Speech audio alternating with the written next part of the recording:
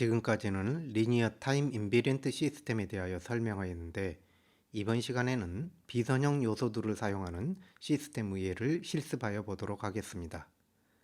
여기에서는 EEG를 분석하여 간질 발작 여부를 검출하는 간단한 비선형 신호 처리 방법과 그 구조를 찾고 시뮬레이션하는 과정을 실습하겠습니다. 제공된 EEG 파형은 6개의 엑셀 파일로 구성되어 있는데, 각 파일의 한 줄이 하나의 EEG 채널에서 174 샘플 퍼 세컨드로 178포인트를 샘플링한 파형을 의미합니다.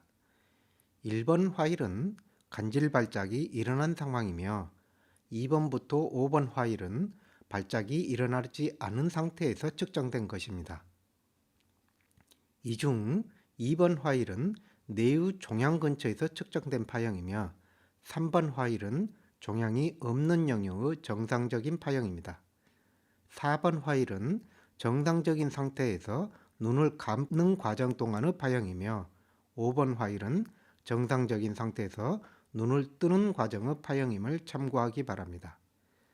마지막의 스크램블드 파일은 이러한 파형들을 무작위 순서로 나열하고 179번째 마지막 칸에 이 파형이 측정될 당시의 조건을 1부터 5로 표시하고 있습니다. 여기에서는 스크램블드 파일을 시뮬레이션에 사용하겠습니다.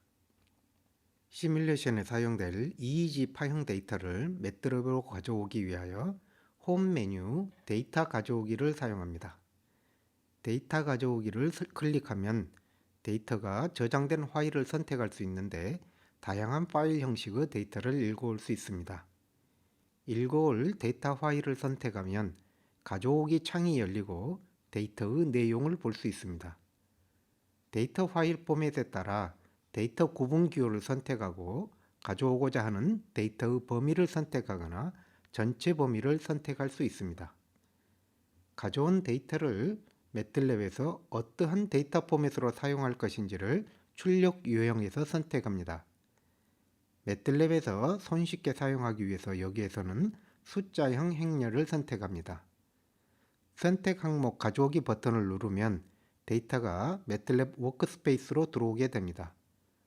워크스페이스에서 가져온 데이터를 확인해 볼 수 있는데, 179번 컬럼이 측정 당시의 상황 번호를 나타내는 인덱스입니다. 이 인덱스를 참고하여 몇 개의 파형을 분류하여 보면서 각 상황에서 파형의 특징을 파악하여 보기 바랍니다. 이 데이터 중 처음 5개 파형을 붙여 하나의 연속된 파형으로 만들어 시뮬레이션 입력으로 사용하여 보겠습니다. 벡터를 수평 방향, 즉 길이 방향으로 붙이기 위해서는 horizontal concatenation 명령을 사용하여 붙이고자 하는 벡터들을 나열하여 주면 됩니다. 이때 179번째 컬럼은 파형이 아닌 인덱스이므로 1부터 178번째 엘리멘트까지만을 사용하여 서로 붙입니다. 이와 같이 붙여진 데이터는 총 890개 샘플로 구성된 하나의 긴 파형이 됩니다. 이를 그려보면 다음과 같이 파형이 붙여져 있음을 알 수 있습니다. 원 데이터의 인덱스를 참고하여 보면 이 파형은 눈을 감는 동작, 간질 발작, 정상 상태, 눈을 뜨는 동작, 종양 근처 파형 순으로 나열된 것임을 알 수 있으며, 각 상황마다 파형의 특징이 다름을 알 수 있습니다. 시뮬링크 from 워크스페이스 블럭을 사용하여 워크스페이스 데이터를 입력 파형으로 가져오기 위해서는 데이터가 타임 시리즈 포맷이어야 합니다. 174Hz로 샘플링된 890개의 타임 시리즈로 변환하기 위하여 0부터 174분의 1초 간격으로 890개의 타임 벡터를 만들고, 타임 시리즈 명령을 사용하여 데이터형을 변환합니다. 타임 시리즈가 형성되었음을 확인하고 이를 from workspace 데이터로 설정하여 줍니다. 제공된 EEG 파형은 174 샘플 퍼 세컨드로 샘플링된 파형이지만, 컨티뉴어스 타임 시뮬레이션에서 컨티뉴어스 웨이브로 사용하기 위하여 제공된 데이터 포인트 사이의 시간 구간에서는 인터폴레이션 된 값을 사용하도록 인터폴레이트 데이터 옵션 박스를 이네이블로 선택합니다. 컨티뉴스 타임으로 시뮬레이션을 하기 위하여 시뮬레이션 간격을 파형의 샘플링 간격보다 충분히 작은 1 마이크로세컨드로 설정하도록 하겠습니다. 사용하는 파형이 174분의 1초 간격으로 890개 샘플링 되어 있으므로 시뮬레이션 시간도 이를 반영하여 설정하여 줍니다. 시뮬레이션 하여 보면 정상적으로 파형이 들어와 있음을 확인할 수 있습니다. EEG를 분석하는 다양한 방법들이 있지만 흔히 주파수 성분의 변화를 분석하는 스펙트럴 아날리시스가 사용되거나 AI 알고리즘에 기반하여 학습시킨 클래시파이어를 사용할 수 있습니다. 그러나 이는 대단히 복잡한 하드웨어, 많은 양의 데이터 및 계산량을 요구하지만 실제 뇌파 분석 전문가들이 파형을 보고 이상 증상을 직관적으로 찾아내는 지능적 판단 방법과는 근원적인 차이를 가지고 있습니다. 더욱이 간질 발작을 실시간으로 검출하여 전기 자극을 가함으로써 발작이 일어나지 않도록 하는 장치를 뇌에 삽입하기 위해서는 기존의 방법은 크기와 전력 소모가 커서 적용이 불가능하며 극단적으로 단순한 시스템으로 구현할 수 있어야 합니다. 가장 직관적이며 지능적인 분석은 파형이 오르내리는 특징을 보는 것입니다. 한편 간질 발작의 중요한 특징 중 하나가 이 오르내리는 것이 여러 채널에서 동기화되어 일어난다는 것입니다. 이러한 직관적으로 관측되는 오르내리는 특징만으로도 전극의 접촉 상태에 따른 신호의 크기 차이나 접촉 지점 주변의 종양 여부, 눈의 깜박임과 같은 움직임뿐만 아니라 심리 상태의 변화에 따른 영향을 배제하면서도 간질 발작 여부를 구분할 수 있습니다. 오르내림이라는 추상적 정의는 보다 구체적으로는 파형의 꼭지점과 바닥점이 발생하는 시점과 높이들의 변화 추이를 의미합니다. 꼭지점과 바닥점을 찾기 위하여 탑 디텍터와 바텀 디텍터를 사용할 수 있습니다.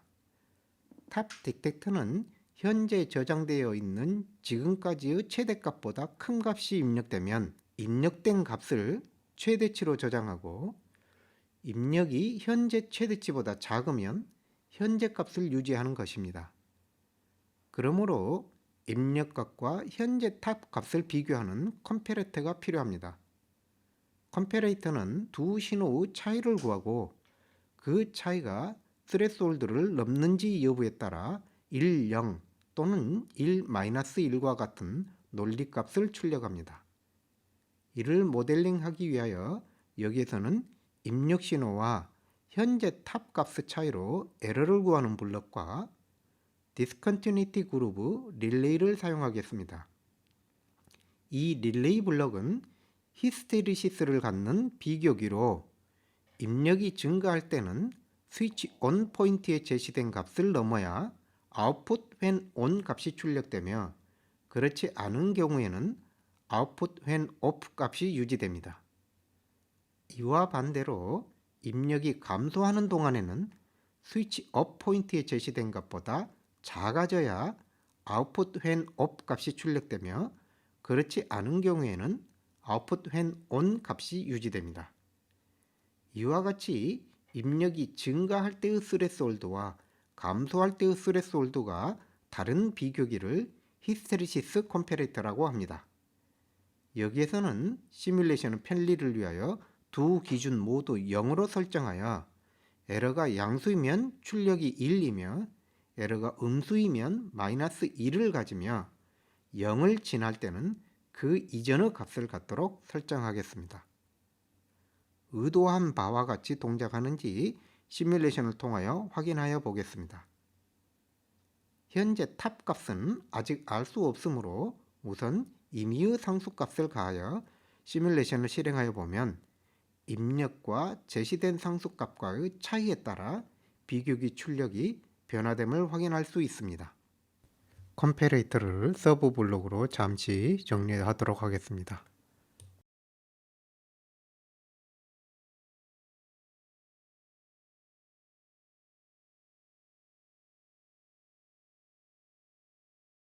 컴패레이터 출력에 따라 피크 값을 업데이트하여 유지하는 방법으로 트랙 앤 홀드와 스위치드 버퍼가 있습니다.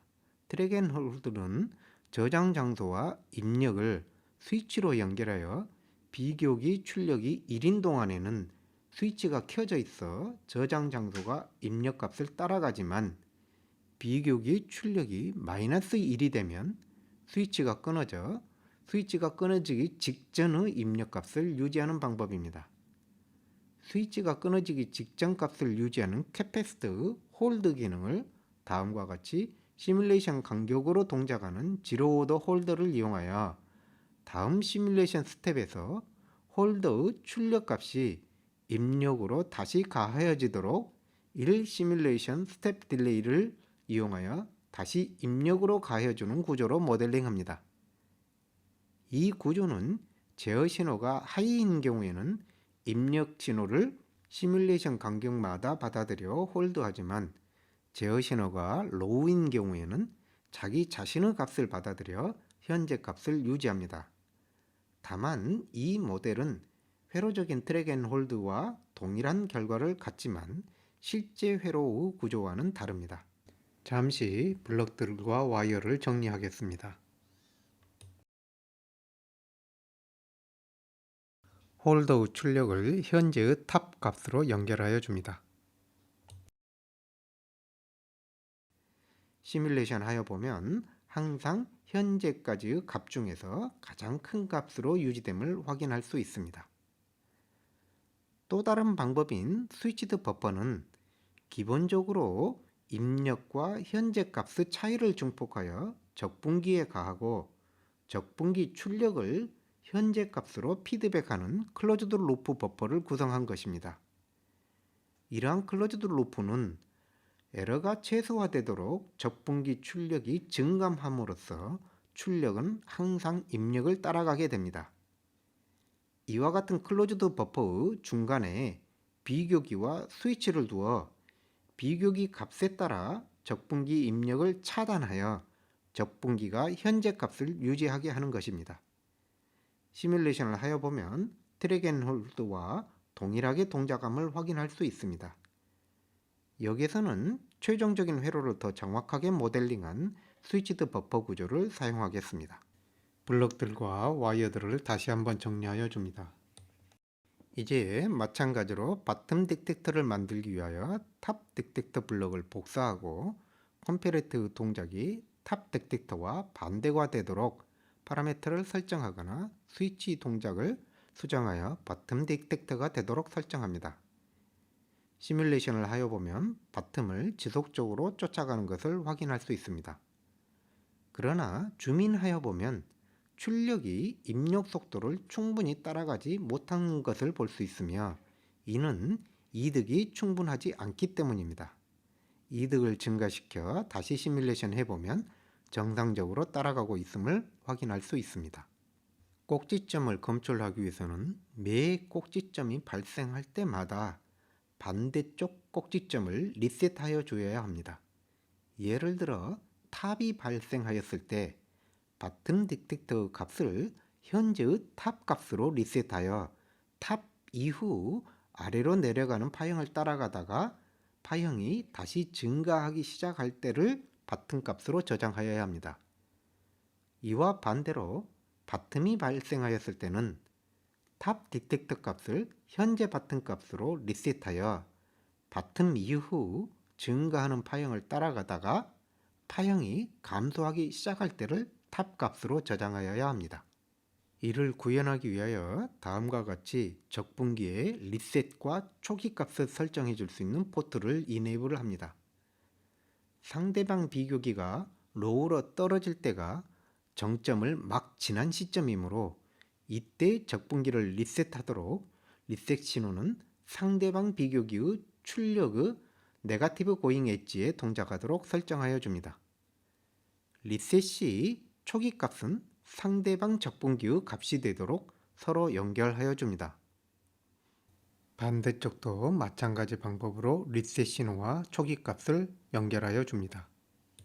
시뮬레이션을 실행하여 줌인하여 보면 다음과 같이 입력 신호가 오르내리는 극대치와 극소치마다 비교기의 상태가 바뀌며 그때마다 상대측 적분기를 자신의 값으로 리셋하여 줌을 확인할 수 있습니다.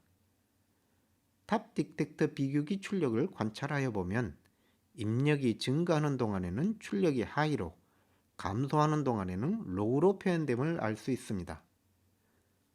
선들의 연결이 복잡하여 각 딕텍터를 다시 서버 블록으로 표현하여 정리하겠습니다.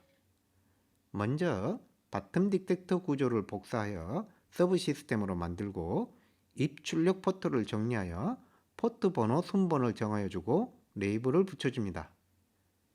마찬가지로 탑 딕텍터 구조를 복사하여 서브 시스템으로 만들어줍니다. 이제 입출력 포트 위치를 서로 연결하기 편리하도록 변경하여 줍니다. 선들을 정리하여 연결하고 시뮬레이션하여 정상적으로 동작함을 확인합니다. 이제 탑과 바텀의 차이를 구하기 위하여 탑 또는 바텀이 발생할 때 자신의 값을 샘플링하여 유지하도록 하기 위하여 포트 앤 서브 시스템 그룹 트리거드 서브 시스템을 사용하겠습니다. 트리거드 서브 시스템은 트리거 신호가 들어오는 순간의 입력값에 대하여 서브 시스템에서 정의된 기능을 실행하여 출력하고 다음 트리거가 들어올 때까지 현재 상태를 유지합니다. 한편 탑 또는 바텀이 발생하는 순간 비교기 출력이 로우에서 하이로 변화하고 정점을 지나는 순간 하이에서 로우로 변화됩니다. 그러므로 폴링 엣지일 때 트리거되는 서브 시스템에서 입력과 출력을 연결하여 주면 폴링 엣지일 때 입력값을 샘플링하여 그 다음 트리거가 들어올 때까지 유지하는 샘플 앤 홀드처럼 동작합니다. 탑과 바텀에 대하여 각각 샘플러를 추가하고 그 차이를 그려보겠습니다. 이 파형에서 크기가 크고 지속되는 구간이 긴 경우가 간질 발작에 해당한다는 것을 알 수 있습니다. 따라서 임계치 이상의 변화가 발생한 경우만을 남겨두기 위하여 비교기를 추가하여 400 이상의 값에만 출력이 나오도록 해보겠습니다. 시뮬레이션을 하여 보면 매우 단순화된 파형이 나오게 됩니다. 실제 간질 발작의 가장 중요한 특징 중 하나가 여러 채널을 통하여 검출된 신호가 동기화되어 나타난다는 점이므로 이와 같이 단순화된 정보만으로도 간질 발작 여부를 판단할 수 있습니다. 과제는 본 동영상에서 시연한 구조를 재현하고 정상 동작함을 보여주는 내용을 보고서에 제출하기 바랍니다. 재현이 완료된 경우 8점이 부여됩니다. 한편 본 동영상에서 제시한 구조는 비선형 시그널 프로세싱 구조를 도출하고 시뮬레이션 모델을 만들어가는 과정을 실습하기 위한 목적으로 제시된 것이며 불필요하게 복잡합니다. 탑 딕텍터와 바텀 딕텍터를 하나의 블록으로 통합하여 뺄셈기, 적분기, 비교기 각 한 개로 구성된 구조로 구현할 수 있습니다. 실제 회로는 오핀프 1개와 2개의 트랜지스터로 구현될 수 있습니다. 이러한 단순한 모델을 구현하여 그 구조와 그 시뮬레이션 결과를 제시하는 경우 나머지 2점이 부여됩니다. 추가 2점은 과제 제출 마감 시한이 없으며 최종 성적 평가 이전까지 제출하면 인정받을 수 있습니다.